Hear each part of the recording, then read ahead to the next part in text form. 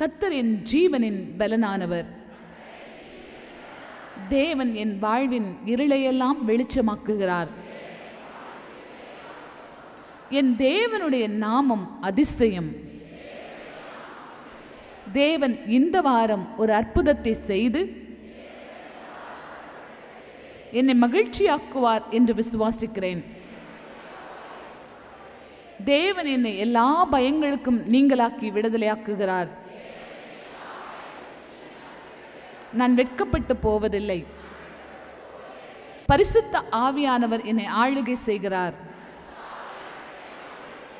ஆவியின் பிரமாணம் என்னை பாவம் மரணம் என்பவைகளின் பிரமாணத்தினின்று விடுதலையாக்கிற்று. நன்மையும் கிருபையும் ஜீவகாலமெல்லாம் என்னை தொடரும். என் பாத்திரம் நிரம்பி வழியும். நாங்கள் இயேசு கிறிஸ்துவின் உயிர்த்தெழுதலின் சாயலில் இணைக்கப்பட்டிருக்கிறோம்.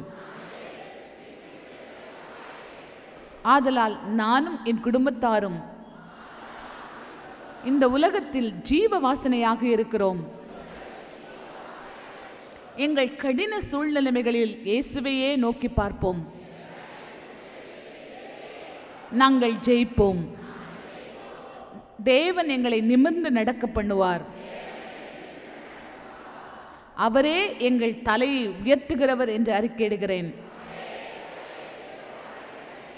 நானும் என் பிள்ளைகளும் இந்த பூமிக்கு ஆசீர்வாதமாக இருப்போம்.